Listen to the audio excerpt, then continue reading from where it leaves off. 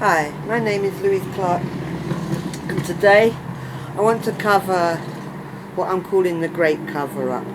I made a blog about a week or so ago explaining it all, and I put it all on my website. I do like little blog posts here and there.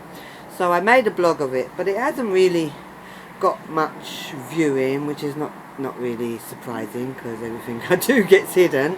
But I really do feel an urgent need to cover the topic and to be heard, and so if it can't be heard on my website, then maybe I needed to do it as a video, I decided.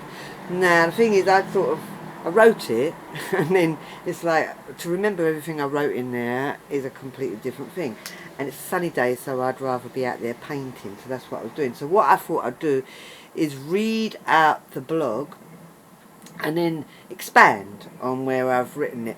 Now meanwhile, if you wanted to read just the blog, it's at higherinsight.co.uk, and the post is called Here's the Thing, the Great Cover-Up. So let me start. I'm going to have to put my glasses on. I've got double vision, don't worry. Here's the thing. Because I'm programmed with many me's, some know things that other me's don't. Those things known are shared with me, but I often therefore don't have evidence, but I know that they are correct. So trust what they say. But those people who need evidence, I don't have it. The thing is, there is evidence. There is evidence of what I know, and that's what I'm trying to say there, is like parts of me know things that are planned for the future, and that is why there's an urgency on making this for the awareness of people, because we're going to lose all these freedoms as far as that side of me understands. But so there is evidence out there, but for me to go and find all that evidence, it's like that's all going to be time consuming, and what I know is the clock is ticking. So I see it as, look, if you want to accept what I say, then that's fine. If you don't want to accept, then if you seek that evidence, then you will find it. But I don't want to spend time looking for it, so I'll never end up making this video, as you see. So that's basically, in the first paragraph, is what I say. Now the cover-up, I could do it without the glasses. The cover-up is a denial of D.I.D. Since forever till now. And the thing is, D.I.D., which used to be known as multiple personality disorder, has been around in America for a while, probably 80s, 90s. We had Sybil, didn't we, that film? And now they're sort of keen on showing all multiple personalities. Mickey Ninja, I don't know her name, Nicki Ninja, I don't know.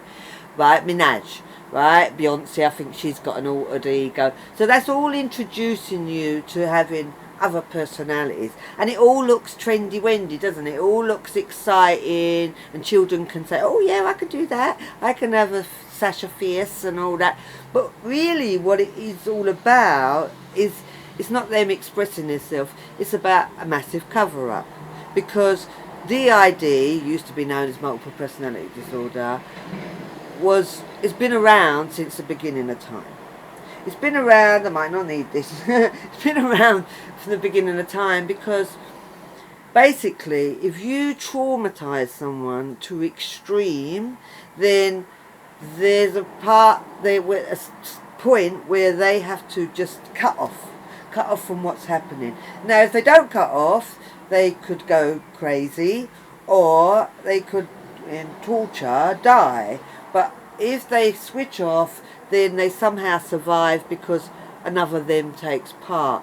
Now that is what constitutes dissociative identity disorder, D.I.D. As I say, for a long while America has sort of accepted it, and in Britain, which is where I am, UK, they were reluctant to accept it existed. And so they were, oh, that's the Americans, they believe in anything, we don't. But then in recent times they're starting to recognise D.I.D.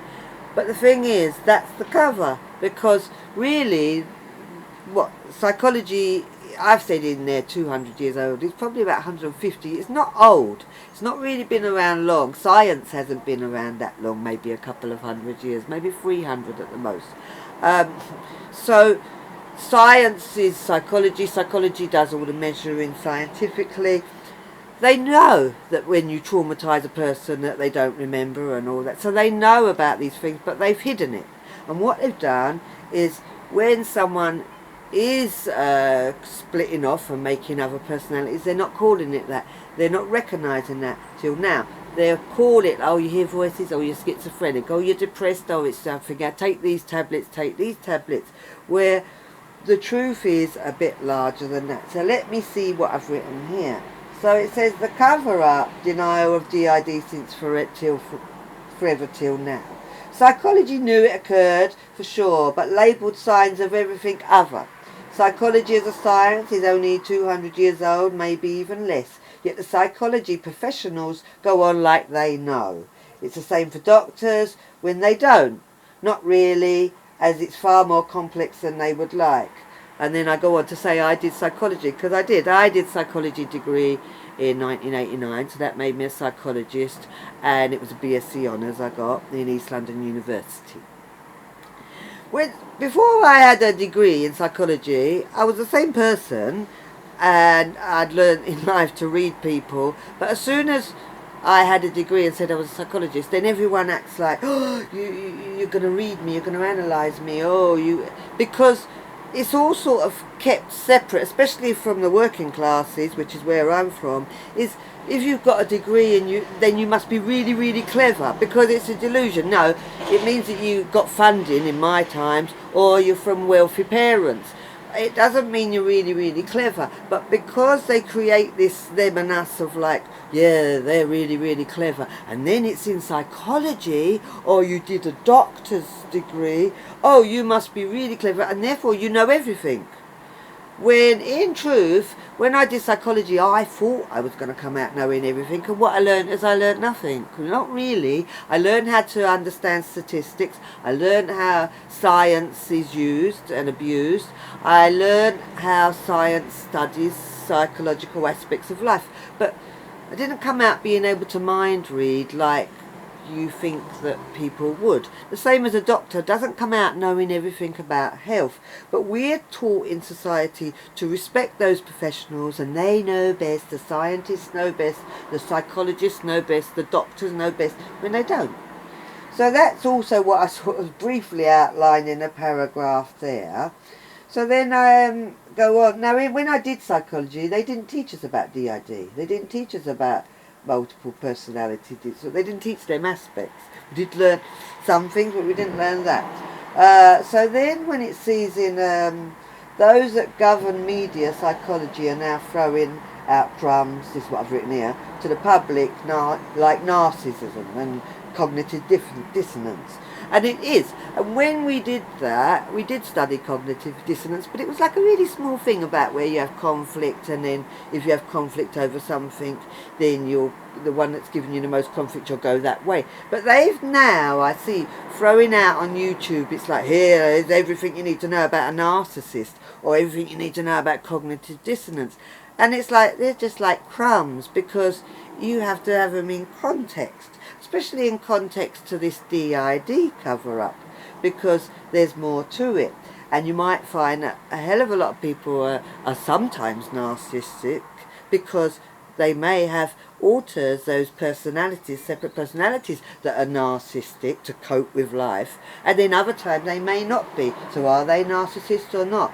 So this is where it gets a bit more complicated, but they're letting the people, psychology, deliberately letting the people think that they understand it all now and they've grasped it, and there they go. So where are we up to? So this is those that govern media, which is like TV and everything you get, and newspapers, those that govern media, psychology, are now throwing crumbs to the public like narcissism and cognitive dissonance, which was just a tiny topic we studied. Well, I've just told you that, they put them in to explain, blah, blah, blah, blah, blah. The truth is not said.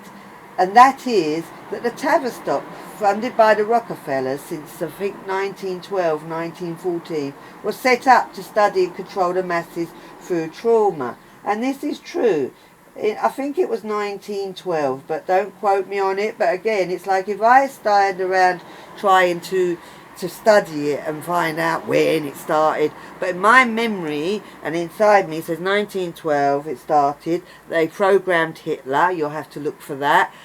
And this is the Tavistock. They were funded by the Rockefellers and others, which are not poor people. So they funded the Tavistock Institute, and they've got Tavistock things all over the world. So you've got Tavistock Institute, Tavistock clinics, but they're all part of, they all come under the same thing, really. So now when they set up in 1912, the purpose of setting it up was to study mass mind control. So what they did was funded the First World War, because that's who we're dealing with. Now again, I can't prove it, but I bet you somewhere online will prove it. So they did the First World War to study mass trauma, to study the masses, how they respond to trauma. Then they did the Second World War. So again, they didn't learn enough on trauma. But by this time of pandemic, scandemic, whatever we want to call it, definitely they understand the effects of trauma and lockdown and all them things. So they knew what they were doing. And the thing is, yes, they didn't close down the Tavistock. They've been going years. So as I say, they programmed people like Hitler in 1912, and then he went off to Germany and set up the Second World War, apparently. And I don't know, because I didn't get to learn any history when I was at school. I got 2% for history. It wasn't for me to learn history, it seems. So then other people like Angela Davis, programmed by the Tavistock, Bob Marley, involved in the Tavistock, the Beatles was a Tavistock engineered exercise. So when you start seeing how grand the Tavistock and how they orchestrate many things, then you see. Now the thing is, they're not really talking about it. I say to people who are even knowledgeable about the Tavistock, and they go, who's the Tavistock? So in that blog, I've also put a video of one of the Tavistock books. It's an audio of their book, the Tavistock Institute of Human Relations. And in there they talk about how their plans for the future, and they wrote it years ago. So if you listen to it, or if you go and read the book, then you'll see that what I'm saying is true, and that they planned all these things, and you'll see how they planned. So behind everything is the planning from the Tavistock. They sort of plan all the psychological operations. So like when they wanted women to smoke, when the suffragettes were around, they got a few suffragettes. I've written it here, Edward Barnay, which I think he was related to Freud, one of their little favourites. And they went to him because he was quite good at media control and psychological control. How are we going to get women to smoke cigarettes? So what they did was got a group of well-to-do ladies in their frocks, and they all had a fag at the suffragette movement. And then, because that gave off a strong, independent women, look, we're smoking, right? So then that started all the women that wanted to identify with those suffragettes to start smoking, and away they went. So that was a Tavistock engineered operation. That was back then in the suffragette time, probably about 1912, 1914. So therefore, that's how long they've been going on. Now, when it's we look at the next thing, now we're knowing that they are into they knowing that if we traumatize people, they separate off.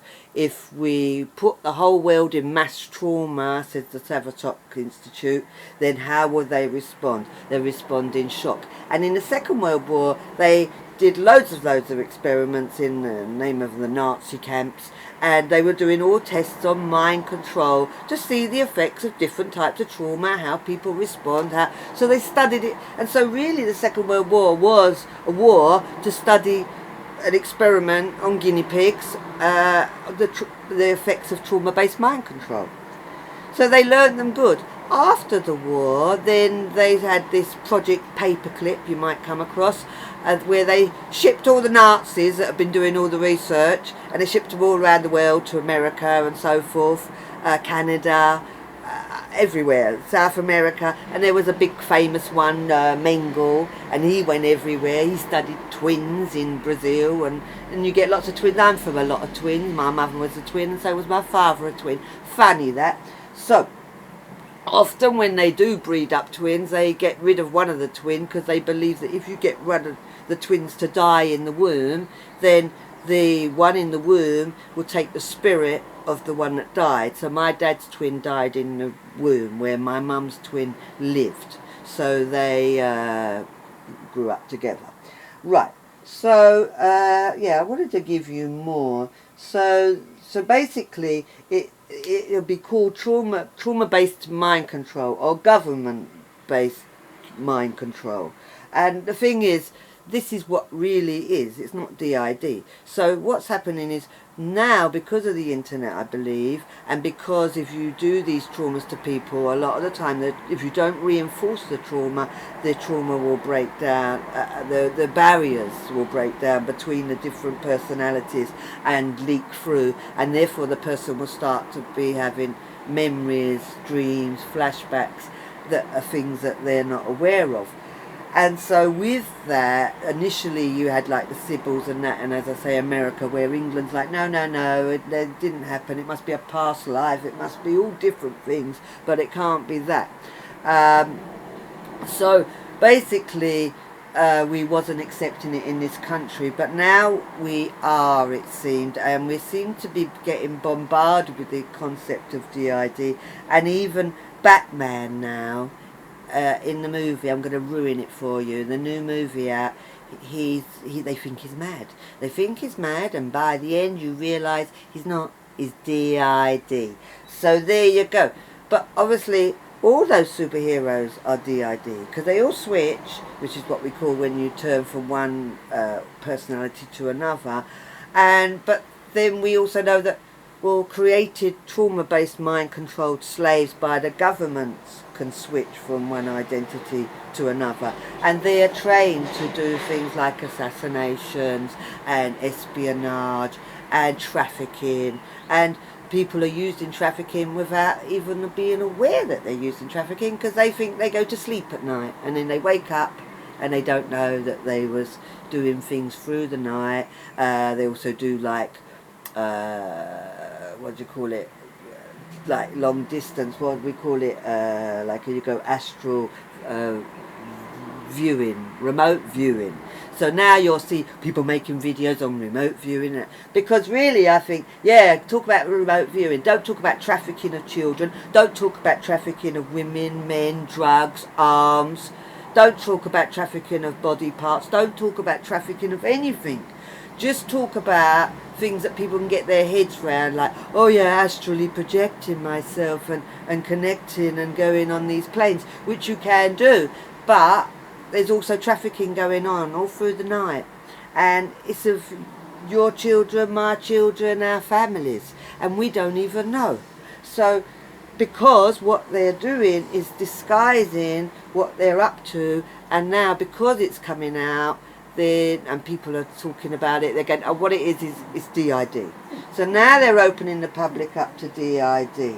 So when it comes to diagnosing, I mean, we've got these diagnostic manuals in psychology where they call them DSM, blah, blah, blah, blah, right? And they make little boxes that they can fit psychological complications, problems in. So we've got these different psychological descriptions of what fits in. So you have got the D.I.D. in there, and the Tavistock will be behind the creating. And what you will see is, as things become, like now, you've got a lot of people becoming aware that they're being gang stalked, watched, followed, interfered with in their life. And when they try to express it, if they go to the police, they're like made to shun them.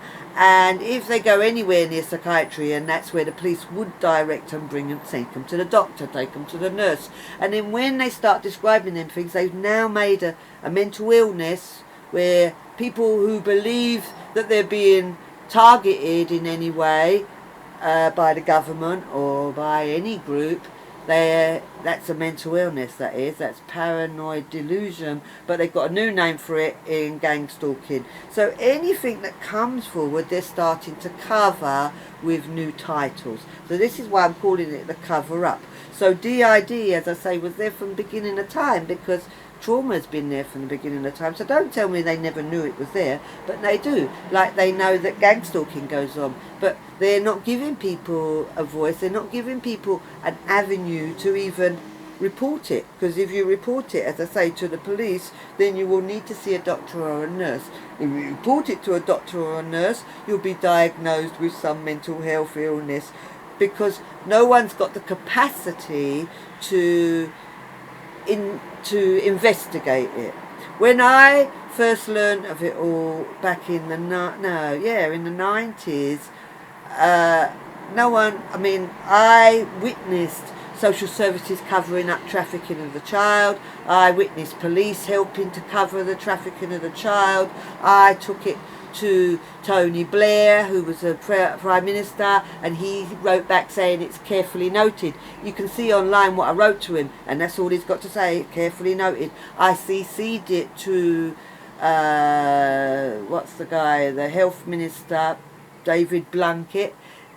No, he didn't. He just deferred me elsewhere. I CC'd it to MI5. They said, oh, if you think you're being tapped, they picked out just about the tapping of the phone. If you think you're being tapped, right to the something, interception of communications or something. I did that.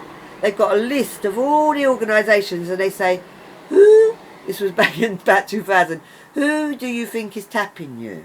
So you have to tick the boxes, like fishing industry. There was all different ones. Well, you don't know who's tapping you. You're telling them they can intercept and have a look. There are people that can look and see who exactly is tapping you and where it's from. But instead, no, they told me I've got to tell them who's tapping me. So I said everyone, I ticked every box. But I didn't really get anywhere, right? Which is why I put it online. Now, therefore, they build a diagnosis around that, but it was all based on evidence. So, but the thing is, as I say, who do you take the evidence to? You can't take it to the police. You can't take it to the Prime Minister. You can't take it to MI5, because really they know what's going on, carefully noted, because there's many involved. I mean, people know that the police are involved, but what happens is they'll say, oh, the police are involved, but why can't you?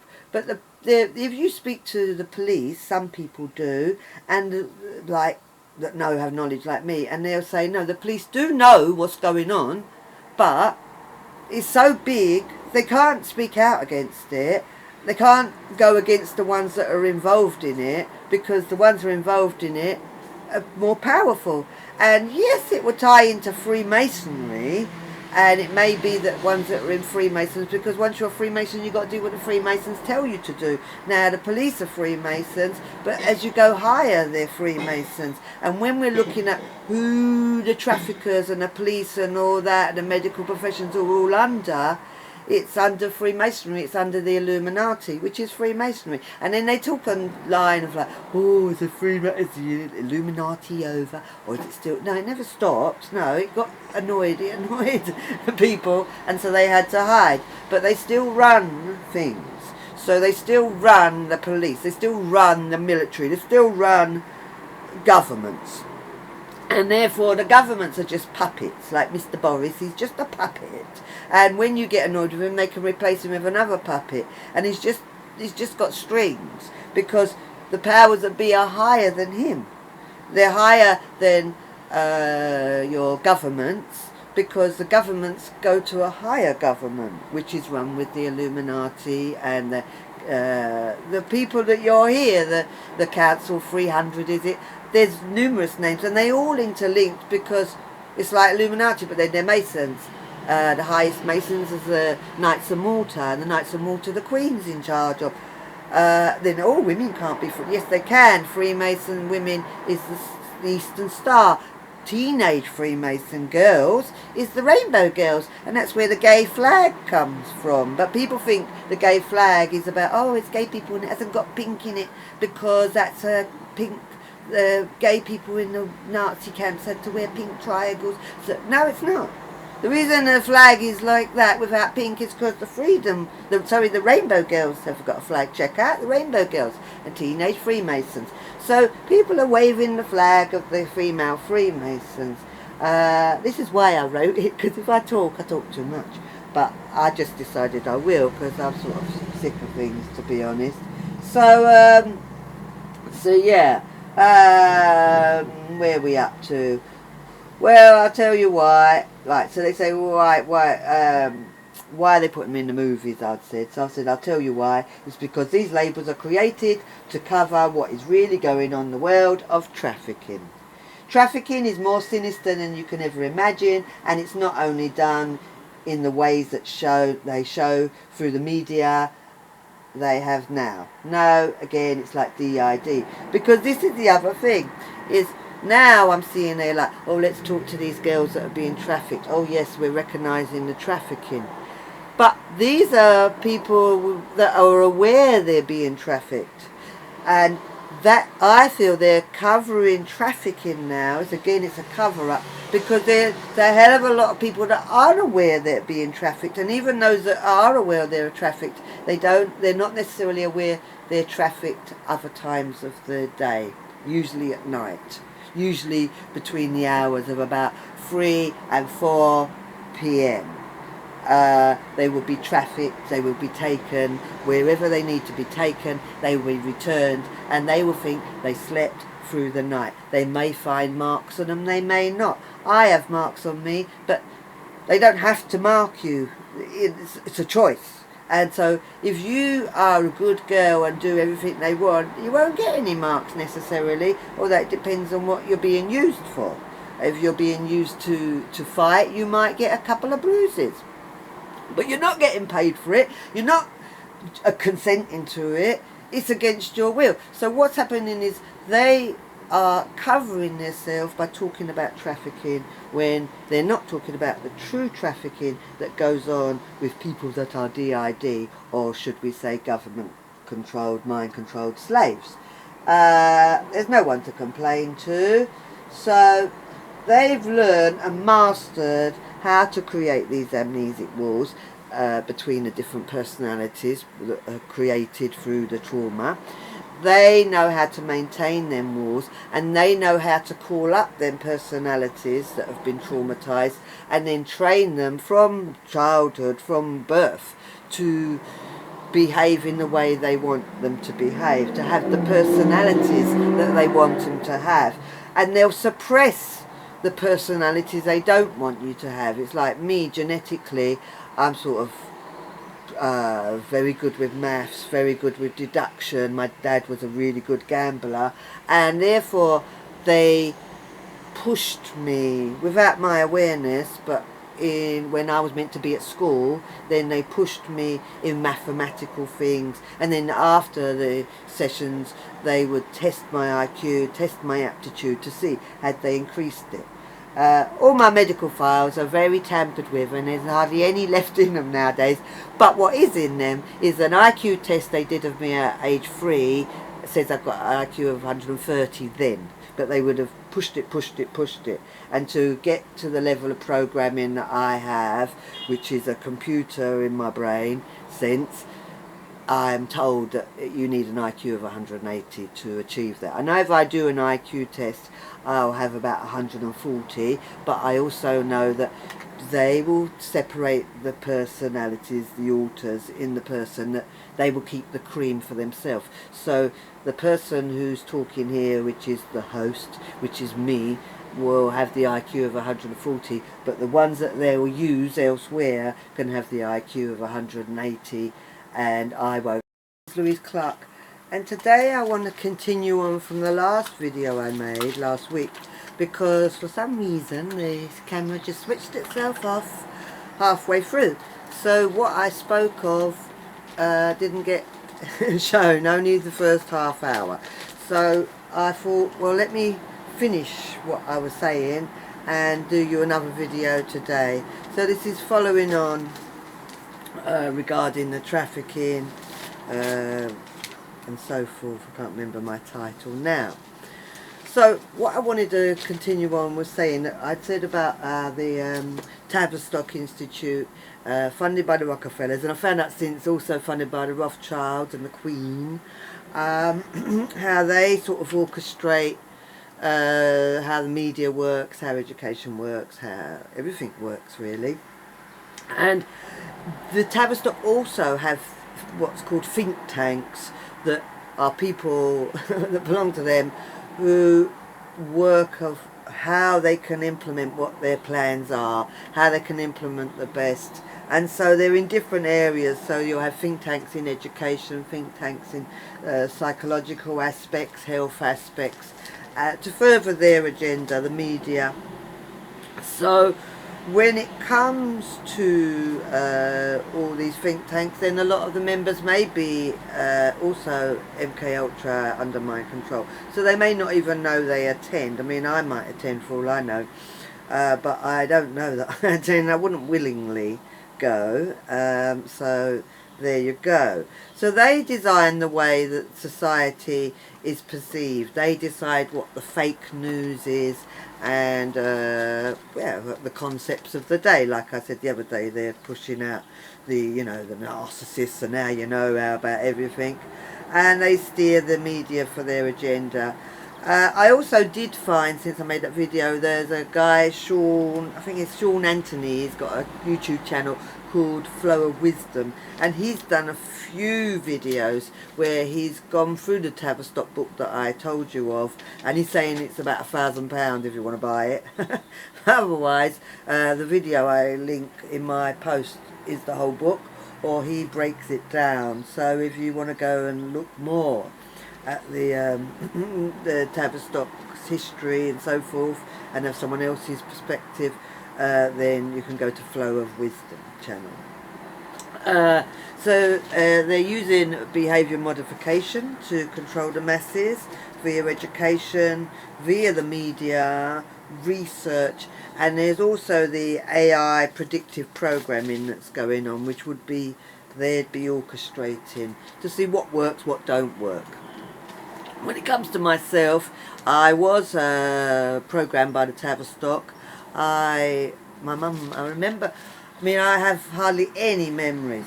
I'm not one of those people that's like, oh yeah, I remember it all. No, I don't. No, I don't. And I'm over 30, over 40, over 50 and over 60. But I don't remember because really they do a lot of work to make sure you don't remember, and it seems to work on me. But even though I don't really remember, I'm very good at deduction. So I do recall my mum. What it was I went to Finchley Road once and on the train, and when I got off I knew where I was, and that's when I found around the corner is the Tavistock Centre, which is their great therapy centre, and my mum taking me there. And I remember I remember the building, I remember my mum taking me there. I vaguely remember playing with Russian dolls and that, but I don't really remember what age. I think that was when I was about 4. But I think when I went to the Tavistock I was about 6 or 8. And by that time the school had created this front cover so they could program me, which was they saying I was out of control. They couldn't control me. So they said to my mum told me, they said, right, she can either go in a reform school, which is what we had then, or she can have a therapist, psychiatrist she goes to every week. So my mum opted for, she said she's been in too many hospitals, nothing wrong with me, too many hospitals, so I'd see the psychiatrist. So age 6 or 7, I remember getting the bus on my own all the way to the child guidance clinic in Leytonstone and seeing a doctor there. It may have been Dr. Little that I saw when I was a toddler, but it may not have been. It's blurred. I remember going there and I remember doing IQ tests and aptitude tests every week, but what I was told was that wasn't what I was going there for. I mean, I don't remember ever talking about anything really, and if I had talked about what was going on for me at home, then I don't know, then there should have been concerns, but there wasn't any concerns. They just did their assessments every week of the IQs. But what I was told by others was no, I was being programmed to improve my IQ, so the testing was to see did it improve me. So there you go. Now the Tavistock, as I want to say, is in just off the Finchley Road, and for those that don't know London and don't know England, and Hampstead became quite a big topic, hasn't it? And Finchley Road is like Hampstead, Finchley, Golders Green and Highgate. They're all sort of together, and a lot of the players are psychoanalysts and all them sort of institutes. Freud's house is around there, so it's very it's very rich, very psychoanalytical area. So I just wanted to point that out. I was in hospital from age about, I think I was 18 months to about 4. I mean, I don't remember it all, but other people remember me not being around from about age 2 to 4, and I have a very vague memory of it, any of it. But I'll get into that at another stage. And then I think I may have been in a children's home, and it may have been a place where children with severe disabilities, like learning disabilities and physical disabilities, are sort of vaguely, and I have such empathy, and I wasn't either of those type of children. And then, yeah, so I started, my mum put me in nursery when I was about 1, and it was matron, inside me said it was matron that took me to places. So, yes, and then I'll go into it later, but there was loads of research being done with all these matrons and all that at the time on the poor people of East London, which is where I came from. So, what I wanted to say is, not always, but well, basically, to create the mind-controlled slave, to create D.I.D, you need to traumatize a person, and they have to have a predisposition to switch off and turn and create another alter, to create another person. That's a preconditioned, like it's in the DNA, it's genetically in the DNA. So they tend to take people that are from that DNA, and the bloodlines that people talk of, the big bloodlines, are carrying that DNA. So yes, it is very, very common once you start getting into the big bloodlines, which is why, I mean, they could be all the elite, and half of them don't really know that's because it's so covered. And I mean, you'll have D.I.D to make it look like, no, it all comes uncovered, and no, it doesn't. No, it doesn't, because it hasn't come undone with me. It hasn't come undone with many people that I know, but I can still see that they're programmed. So they would select the children. They'll do IQ tests very young. Sometimes they do tests in the womb. Sometimes when they come out. I've got tests that I said that they did when I was about 2 of 130. And they sort of make big notes of this. And why they were testing that, why has that got anything to do with my health? Who knows? So it's also, they're really, the powers that be are really into eugenics. So they like to sort of put bloodlines together and create, if they can, so that you've got the genetics that they want you to have. So there's a lot of that going on, but it's all hidden again. So they choose who they put into the programs, and it's selected on IQ and abilities, gifts, psychic abilities, and so forth. Then these puppets that we might as well call us puppets, these mind control puppets that they program, then they put into the system. So they'll be put into education, they'll be put into health, they'll put into social services. All the statutory sector is full of people that would be called D.I.D, they're programmed, they're trauma-based mind control program people, but they won't be aware of it necessarily, so they can take part in the trafficking that goes on within those systems without even knowing that they're taking part. But I did, when I watched them carry on, it is like, are you aware of that you're lying your heads off and distort? And I don't really know whether, I don't quite know, because when I have worked with them in the past, I've worked with, say, social workers when I was working in the drugs field, and then when they were allocated to the case that I was dealing with, they had a new name and a new, but they still remembered me, and it was like, oh, I remember you, your name, no, my name's such and such now. And so there's a little bit funky going on, but whether they're aware of what they're writing, you start questioning. But I couldn't really tell you the answer to that. I just know that they're inside all the statutory systems, and any system, they're infiltrated. I'm not saying everyone who's a social worker, everyone that's a policeman, every doctor is D.I.D, mind controlled program, but I'm saying a hell of a lot of them are. And therefore, if the non-D.I.D mind controlled folk workers may have cases that are not that are a bit dodgy, but as soon as the case starts getting hot, they will take those people off of the case and put their own people on the case to cover up what's going on.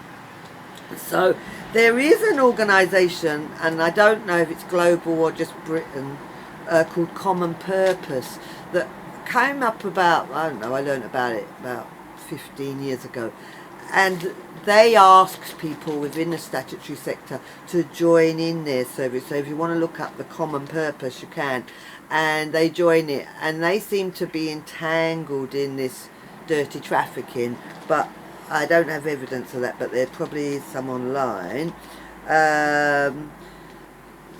So I've written it down because it's like to remember what I'm doing. So the trafficking is covered within the system because it works on layers, really. So I mean, the child will be, say the child is presenting with problems, and then they find they're sexually abused. I wasn't sexually abused as far as I'm aware, but chances are I probably was, but I have no awareness of that. My family are not into sexual abuse. My dad had a temper, a little bit psychotic, but no sexual abuse. But say the client comes, they're displaying sexual abuse, then they can use that child, they can take that child into care, and then they can use the sexual abuse that they've experienced in life as the excuse to cover anything that they're carrying on with while the child sleeps in the care home and thinks they're sleeping, but is trafficked through the night without their awareness through these means. So they'll choose people that they can use to cover what they're doing, to cover up what they're doing. I mean, because I wasn't being abused, I believe, because the reason they took me, the grounds they took me into hospital on, was that I had constipation and bowel control problems. Well, that's a sort of strong indicator that something was going on elsewhere. But they took me in under that. Now, as a result of that, because I'd get constipated and wouldn't go to the toilet, the solution was to stick pessaries at my backside, which obviously I would protest to, because it's rape, really. I mean, you can wrap it up and say, oh, it's care, but it's rape to do that to a child, really. And so, because I wouldn't allow it, my dad had to do it. So that, I think that was reinforcing what was going on elsewhere, but it was covering it, and then obviously it was extremely disturbing, which would then help to silence the child and la la la la la. So it's done in layers, so they'll have a surface layer to cover what they're doing. So it's like prostitutes. They may prostitute and know that they prostitute, but they don't know about the prostitution they're doing without their awareness, where they might be involved in snuff movies and stuff like that. So, yes, layers. So they create the layers, the excuse, and then they can carry on how they like and just blame the excuse rather than they've got a cover. So, yes, that's that. Then they're involved in the training of therapists. So nowadays you have got therapists waking up and having clients that are saying, you know, they're D.I.D. And so these therapists who kind-heartedly want to help, some of them will be programmed themselves and others may not. But the training that's put on is not really 100% good for people that are under trauma-based mind control. It's good if it was just D.I.D, because it's all like healing and repairing the past, but mind control continues on. The use of a slave, they don't spend millions, billions on creating a slave and then that's it, it's over when they're past childhood. They carry on till the end of their days. So therefore it's like the therapy, all you're doing really, if you're just treating it as D.I.D, is healing the damage of the past, getting the person ready to be used again. So you're just like wet nursing their slaves really. If they mess up the slave, you know, if they torture them too much, then they need cleaning up, so send them to the therapist. But the therapists sort of come in and doing the training, but the only training available is training of how to work with D.I.D, which I will get onto another day maybe, on how to work with MKUltra survive. Well, they're not. It's you call it survivors, but it's like it's continuing on. So is it survival? So that's why I say slavery. People say, "Oh no, don't call it that," but that's what it is. So yes, there's no one offering training, as far as I know, on how to work with people who have gone through MKUltra. It's just like, it's acknowledged and then it's just dismissed. We don't know nothing. We don't know. Let's just carry back to D.I.D. So they don't provide anything for MKUltra. So no one's getting deprogrammed. It's funny that. So the new agenda is trafficking. I mean, yeah, because they'll bring, which he brought up, this guy in that video guy, Sean Anthony. He was saying that, yeah, they'll do for agendas, and it's true. And words, and it's like they're bringing words. So like I told you, they brought in, oh, the narcissist and the cognitive dissonance, and now they're bringing in the trafficking. So they've got people all talking about the trafficking, but again, they're only talking about the surface level of trafficking. And so it looks good on the surface, because it looks like, oh, we're inquiring into it, and how can we help children that are suffering, you know, from any of this, or how can we help the women or the men that are being used in trafficking? How can we save them? What are the signs? But really, it's like what they're doing is, in my opinion, is pretending that they don't actually know, and some may not know, but it's like as if you're pretending, oh, we didn't know how to tell, and that's why it's gone on for so long. And well, if you tell us the signs, then we'll be able to identify it. But from my experience, it's nothing to do with that, because if they want, what my experience is say social services, say police, say these professions, health professions, if they want to see, they will see. And if they don't want to see, you can show them it in their face, they're not going to see it. So it's not really down to, do they know how to recognise it or don't they know, because they do. They do. And they pick and choose, because if a child is being used for trafficking, they're not going to see. And if a child isn't being used for trafficking, like I'm talking about, by them, without them knowing, without you knowing, if your child is being trafficked, if you're trafficked at night and your children are trafficked at night and you don't know, they're not going to see, because it's them involved in the trafficking. And even though that's hard for you to get your head round, it's hard for me to get my head round, but I did learn that that was the truth. So, and it would be the truth, because if it wasn't, then they would investigate it, but they don't investigate it. None of the statutory services, or even right up to Tony Blair, as he carefully noted, care. So if you don't care, it's because you know there's something and you can't look because you don't want to look, or you've been told to not look, or whatever. So you can give them as much knowledge as you want. That's them pretending that what it is they lack knowledge, and maybe they do lack knowledge, but as well, I could tell them, we can tell them the whole truth, but they only want half the truth, and they could end up using that knowledge against you.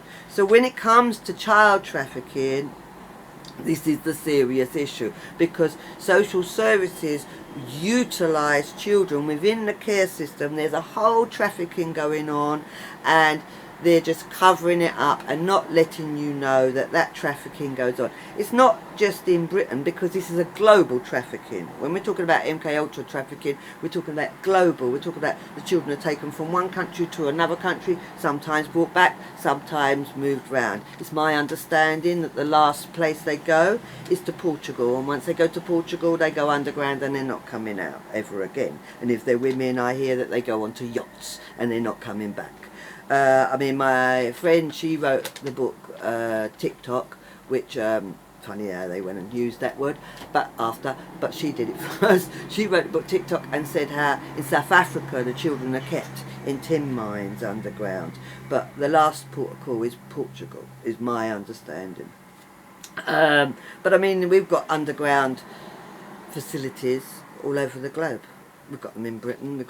We've got roads going under England, and all through, everywhere. And that's where I think I was taken, because if you go underneath hospitals, you will get to the programming centres too. But they are not looking, so they won't see. Well, they do know, actually. They do know. Some do know. I know some do know, because they take people there. So the doctors know, but it's like, it's as if you want your job, you don't know. So that is how it works. So yeah, there's a whole industry going on. I mean, children go missing from social services. I've heard of it a lot. When I worked in the drugs field, I heard of files going missing in Hackney, and it was just like, hush, hush, hush, hush, let's not say nothing, let's not say nothing. That was in the 90s, and it's, oh, we've lost a load of kids. Well, you don't just lose a load of kids. Yeah, they couldn't find the files. And then there's people that hack. All the children are kept on this central computer, all the vulnerable children, and I'm aware that people gave away the passwords to get in and access and choose what child you want from that list. But it's all kept secret because the media won't touch it, really, because they want evidence. They'll come with excuses, but they're controlled, as I say, by the Tavistock. So I hope that's enlightened you all, and I hope this video is recorded this time, and I'll speak to you again soon. Thanks for listening. My name's Louise Clark.